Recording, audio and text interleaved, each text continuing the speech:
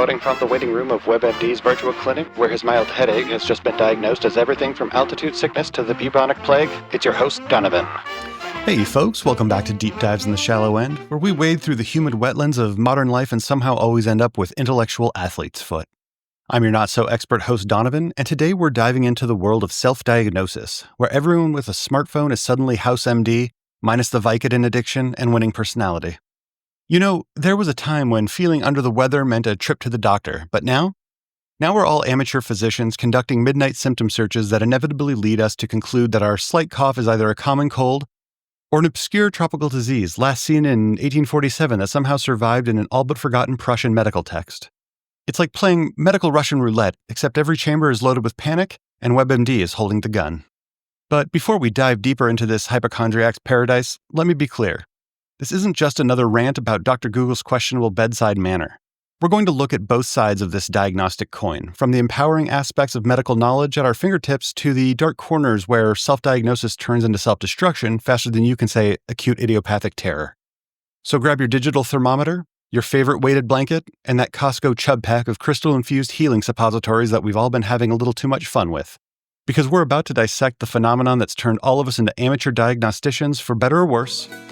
Mostly worse, but at least we're learning some Latin along the way. Deep dives in the shallow end.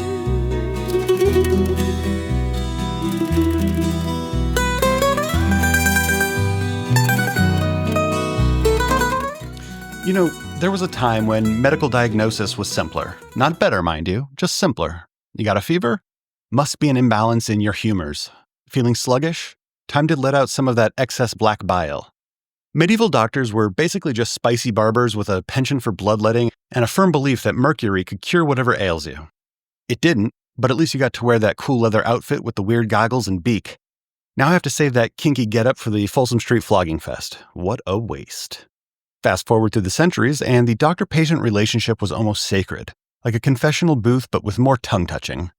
Your family physician was part medical professional, part trusted confidant, and part local celebrity. Think Marcus Welby, MD, but without the primetime slot and with significantly more house calls. But then something happened. The internet arrived, bursting onto the scene like a hypochondriac's wet dream. Suddenly every symptom, every sneeze, every slightly concerning mole became a gateway to an infinite medical library. It's like Pandora's box got a medical degree, except instead of releasing the world's evils, it released all the world's possible diagnoses. And anxiety about those diagnoses. And anxiety about the anxiety. It's turtles all the way down, folks. The transformation was subtle at first. WebMD launched in 1996, appearing as innocent as a digital Florence Nightingale sans the Women's Empowerment or RBF. But like that first seemingly harmless cigarette Joe Camel offered you behind the middle school gym, it was just the beginning. Soon we had medical apps, symptom checkers, and online communities where people could compare mysterious rashes with the enthusiasm of wine moms sharing Instant Pot recipes. By the early 2000s, we'd entered what historians might one day call the Great Hypochondriac Awakening. Every home with an internet connection became a potential diagnostic center. Every Google search a consultation, every forum a second opinion. It's like we all became members of a giant virtual house of God, except without the benefit of actual medical training or Samuel Shem's wit to guide us through the madness. And here we are today, in an age where your smartwatch knows your heart rate better than you do, and your phone can tell you're depressed before your therapist does. We've gone from take 2 aspirin and call me in the morning to check your symptoms against this AI-powered database and join our Discord server for support. Progress? Maybe. But like my mom's decision to spend her spring break at hedonism last year, it's complicated. Let's be fair, because unlike my ex's lawyer during our custody battle over our diabetic chihuahua, we should try to see both sides. Self-diagnosis isn't all WebMD rabbit holes and late-night panic attacks about the weird clicking sound your knee makes. Sometimes it's actually helpful. Think about it. We're living in an age where medical knowledge isn't locked away in some ivory tower like a princess in a medieval castle guarded by dudes with MDs and god complexes. Information has been democratized faster than you can say suspicious mole that kind of looks like Eleanor Roosevelt. And while Eleanor Roosevelt appearing on your stomach like a little quado might be concerning for various reasons, at least now you can research it before spending 4 hours in an emergency room watching The Price is Right reruns with the fun peripheral visual of kids eating off the floor and a middle-aged lady picking at her scabies, which is only the tip of the iceberg when it comes to things I encountered in a particularly traumatizing 8-hour wait in an urgent care in Albuquerque. Take Sarah from Minnesota, for instance, a real person hastily made up for this example. After months of being told her fatigue was just stress or probably depression, her late-night Google searches led her to ask her doctor about thyroid testing. Turns out she had Hashimoto's disease. Score one for the internet sleuths. It's like when Sherlock Holmes solved a case, except instead of a magnifying glass, a deerstalker cap, and an 8-ball of cocaine, she had an iPhone and insomnia. And let's talk about those underserved communities where getting to a doctor is about as easy as getting a straight answer from reading tea leaves. In rural areas where the nearest specialist might be so far outside the holler that you have to pass through Hatfield territory, having access to medical information can be a literal lifesaver. It's like having a medical library in your pocket, minus the intimidating yet sexy octogenarian librarian who judges your pronunciation of myocardial infarction. The empowerment factor is real, folks. Patients are walking into doctors' offices armed with research, asking informed questions, and advocating for themselves like never before. It's a far cry from the days when doctors were treated like infallible gods who descended from Mount Olympus with a prescription pad and an invoice that would make Zeus himself clutch his big old pearls. For marginalized communities who've historically been dismissed or underserved by the medical establishment, women, people of color, the LGBTQ+ community, this knowledge is power. It's like finally getting the answer key to a test you've been failing, not because you didn't study, but because the teacher was marking correct answers wrong. Like me with my students, not because of their gender, race, or orientation. Rather, sometimes that know-it-all Dakota has to be taken down a peg or two. It's the only power I have left in my life, and I shall wield it with reckless abandon. In any case, when doctors historically dismissed endometriosis as just bad cramps or labeled legitimate pain as hysteria, being able to point to peer-reviewed research is like having a medical bouncer at your side, ready to proverbially rough up the supercilious sad sack sporting a starch-sterile smock, silver stethoscope, and self-satisfied smirk if he should spew so much as a syllable of sanctimonious skepticism. Plus, there's something to be said for the community aspect. Online support groups have become the digital equivalent of those hospital waiting room conversations, except that you can participate in your pajamas and nobody judges you for stress-eating an entire package of Oreos and some filthy child isn't coughing on you while their parents excuse their behavior as precociously capricious. Yeah, I have a golden retriever like that, but I wouldn't let her lick your face. Besides, that's kind of our thing. But these communities have become modern-day Greek choruses, offering support, sharing experiences, and occasionally breaking into synchronized lamentations about healthcare costs. But let's flip this medical coin over and examine the darker side, the side that's turned more people into amateur physicians than a Grey's Anatomy marathon during the pandemic. And let me tell you, it's about as pretty as my attempt at self-administered manzillions during lockdown. Picture this. It's 3 a.m., you've got a slight headache, and somehow your innocent Google search has convinced you that you're patient zero for a disease last seen during the Crimean War. Suddenly, you're doom scrolling through medical journals like their TikTok videos, and your WebMD history looks like the fever dreams of a hypochondriac Edgar Allan Poe. It's like the telltale hangnail. It might go something like, true, nervous, very, very dreadfully nervous had I been, and am. But why will you say that I am mad? The WebMD had haunted me day and night, but observe how healthily, how calmly I tell you the whole story. And then it kind of rambles on for another 1,000 words about going insane over something that isn't really there. Poe, what a character. And let's talk about cyberchondria, WebMD's unacknowledged love child, and the reason your therapist has doubled down on their own therapy. Studies show that about 40% of Americans have experienced increased anxiety after searching their symptoms online. It's like we've all become medical versions of Don Quixote, tilting at windmills that we're convinced are rare bat-borne diseases that haven't even been found in humans. Yet. Except instead of a faithful Sancho Panza, we have anxiety as our constant companion whispering, but what if it is Marburg virus? And the misdiagnosis rabbit hole? It's deeper than my fear for the future after watching an episode of Dora the Explorer with my nephew. When I was his age, I was watching Mel Brooks films and Silence of the Lambs, and I can still order McDonald's in Tijuana just fine. But I digress. A 2021 study in the Journal of Medical Internet Research found that symptom checkers are accurate only about 36% of the time. Those aren't great odds, folks. You'd have better luck rolling some chicken bones and putting your faith in osteomancy. The mental health impact is about as subtle as a Gilbert and Sullivan operetta about the Spanish Inquisition. People are walking around with more medical anxiety than a first-year med student during finals week. We've created a perfect storm of paranoia where every headache is a potential tumor and every stomach gurgle is definitely that tapeworm you read about in National Geographic while waiting at the dentist's office. Well, he can go anytime he wants. I don't care if he was supposed to be my +1 to the Christmas party. I'm so alone.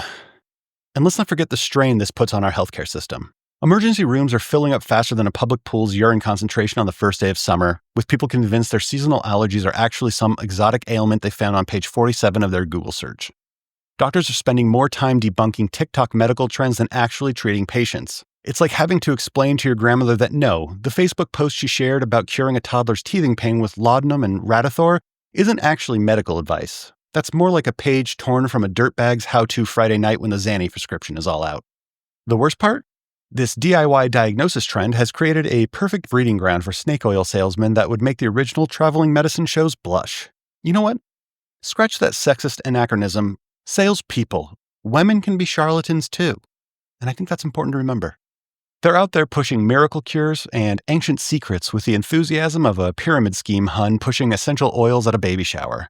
At least the 19th century snake oil folk had the decency to skip town after swindling you. These modern charlatans slide into your DMs and never leave.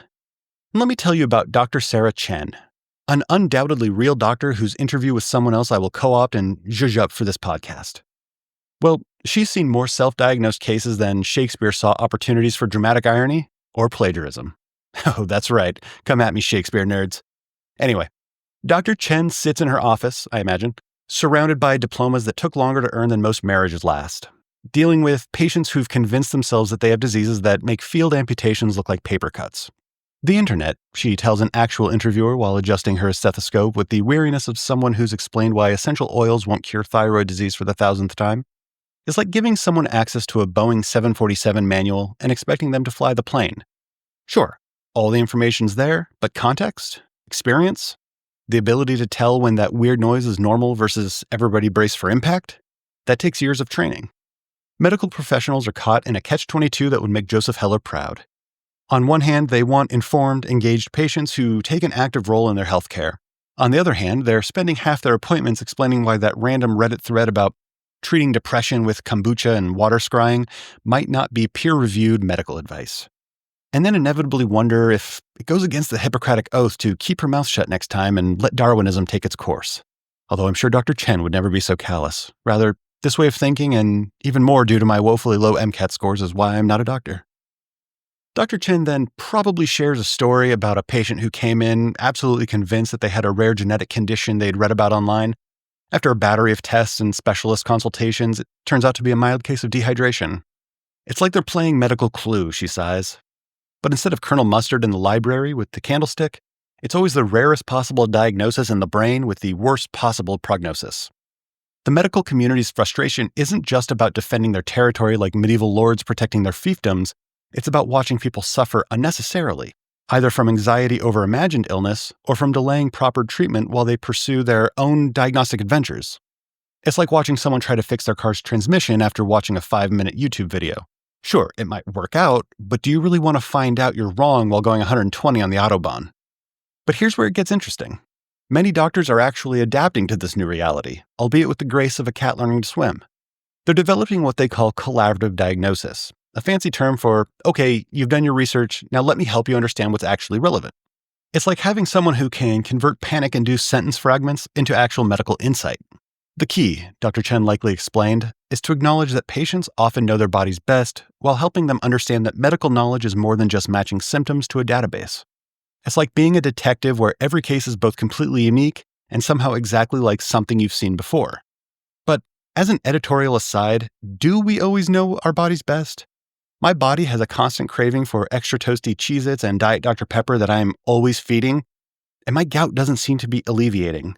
So either I have the world's weirdest case of pica that's just on the verge of clearing up, or I have no idea what my body needs. But let's talk about the elephant in the waiting room, a healthcare system that sometimes feels like it was designed by Franz Kafka during a particularly pessimistic phase. When getting an appointment with a specialist takes longer than waiting for a Titan arum to blossom, is it any wonder that people turn to Dr. Google for a quick consult? And that's right, folks. Botany jokes. Too far, you say? I say not far enough. We're dousing that bridge in kerosene and lighting that bitch ablaze, so buckle up. In the United States, where medical bills are more terrifying than the idea of financing another comic book reboot film, self-diagnosis isn't just about curiosity, it's often economic survival. When a simple ER visit costs more than a used car, people start playing amateur doctor with the determination of MacGyver trying to defuse a bomb with a paperclip and his trusty old dental dam. Except instead of diffusing a bomb or Googling if cold sores are the same thing as herpes, they're trying to figure out if that chest pain is anxiety or something that requires selling a kidney to pay for treatment. The average wait time to see a specialist in major cities is now longer than the Rolling Stones' 10th farewell tour. In rural areas, you're probably going to have to make do with banana leaf poultice and a possum grease rubdown. When you start smelling like roadkill, you know the fever's breaking. One study showed that in certain specialties, patients wait an average of 24 days to see a doctor. That's enough time to worry about that lump in your armpit to drive you to the depths of madness, or actually metastasize. And let's talk about those 7-minute appointments that feel like speed dating with my mom. Cold, sterile, and end with a look of disappointment on her face that would make Oedipus weep. Doctors are trapped in a system that values quantity over quality, which coincidentally is the exact type of lady I'm looking for. These doctors are rushing through patients like my colonic specialist when she's running behind and has to crank up the water pressure. But doctors are like, here's your prescription, next patient please. It's about as personal as airline safety instructions and probably just as memorable. The insurance labyrinth deserves its own mention. A bureaucratic maze that could castrate the Minotaur and charge him an arm and a leg for the privilege. Try explaining to someone why their insurance covers acupuncture but not the specific blood test they need, and you'll understand why people are turning to YouTube medical channels faster than you can say pre-existing condition. Then there's the communication gap. Medical jargon flows through a doctor's office like Latin in a Catholic mass. Impressive, traditional, and completely incomprehensible to most people present. When your doctor tells you you have idiopathic peripheral neuropathy, they might as well be reciting Beowulf in its original Old English. We need to give translation jobs to med student dropouts to interpret for us. We just look over at them with a puzzled look and they can say, some of your nerves are all jacked up and we don't know why. Here's your bill. The pharmaceutical industry isn't helping either, with their commercials showing people frolicking in meadows while a speed reader lists side effects that include everything from dry mouth to adult onset Ebola. They've turned us all into amateur pharmacologists asking our doctors for drugs by name like we're ordering off a menu at a very concerning, yet very fun restaurant. So here we are, caught between WebMD and a hard place, trying to figure out how to be informed patients without turning into medical conspiracy theorists who think Big Pharma is hiding the cure for the common cold in Al Capone's vault. But then again, any reason to see Geraldo humiliated live on air is all right in my book. But there's got to be a sweet spot, right? Like finding the perfect temperature for your shower, except instead of avoiding third-degree burns, you're avoiding both medical negligence and hypochondria. Let's start with what I like to call the golden rule of medical panic Googling. Research your symptoms the same way you'd research a potential date. Thoroughly, but not to the point where you're looking for geographical details in Instagram posts to narrow down where they work, you weirdos. It's all about gathering information, not building a conspiracy wall with red string and newspaper clippings like Charlie trying to find Pepe Sylvia. Here's a radical idea. What if we treated medical knowledge like we treat cooking? Sure, you can learn a lot from YouTube and food blogs, but that doesn't make you Auguste Escoffier or Gordon Ramsay for my less genteel audience. You can make a decent pasta dish at home, but you probably shouldn't attempt to recreate molecular gastronomy without some proper training. And please, that's so early 2000s anyway. You really don't want to be seen as a Pierre Gagnère. Donovan, you're so droll. Similarly, understanding the basics of your health is great. Trying to self-diagnose a complex autoimmune condition? Maybe leave that to professionals who did not just follow up their advice with a cringe-inducing dance. The key is becoming what doctors call an informed patient, which is different from being that person who starts every sentence with, well, according to this obscure medical journal I found. It's about learning enough to ask good questions, recognize potential pitfalls, and know when you need to seek professional help. Think of it as being the producer of your own health journey, not the director, star, and special effects team all at once. Some practical tips? Keep a symptom diary that's more detailed than your middle school journal, but less obsessive than my social media stalking. Looking at you, Stacey W. from high school. Learn the difference between reliable medical sources and that one blog written by someone whose only qualification is owning a lot of healing crystals and a feng shui mirror. And perhaps most importantly, develop a relationship with a primary care physician who doesn't roll their eyes when you mention you've done some research. Or at least has the professional courtesy to wait until you leave the room. Remember that one friend who got really into CrossFit and suddenly is selling courses on everything from nutrition to supplements that they are also coincidentally hawking? Don't be the medical version of that person. Instead, aim to be like a good journalist, someone who knows enough to ask intelligent questions, but also knows when to defer to experts for the complex stuff.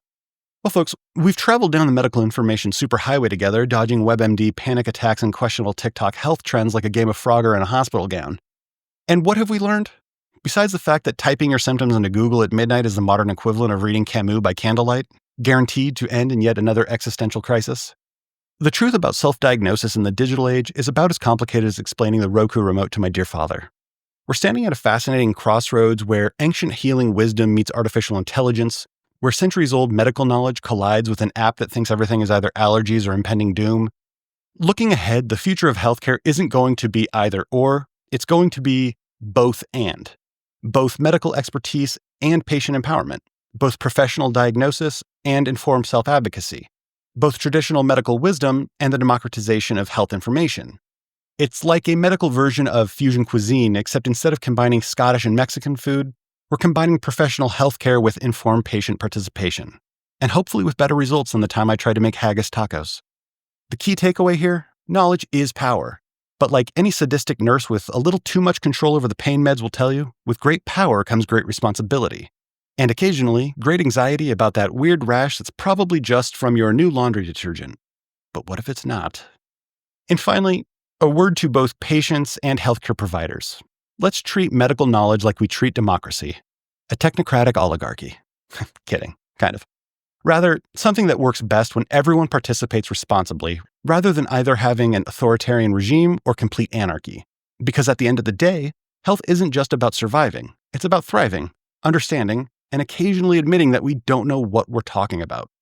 As we wrap up this journey through the Wild West of self-diagnosis, remember, your body is like a complex novel. You might be the main character, but sometimes you need an expert editor to make sense of the plot. So until next time, take care of yourselves and others. Stay informed, stay curious, but maybe don't diagnose yourself with scurvy just because you skipped your morning orange juice. Hope to see you next time. Deep dives in the shallow end. Deep dives in the shallow end.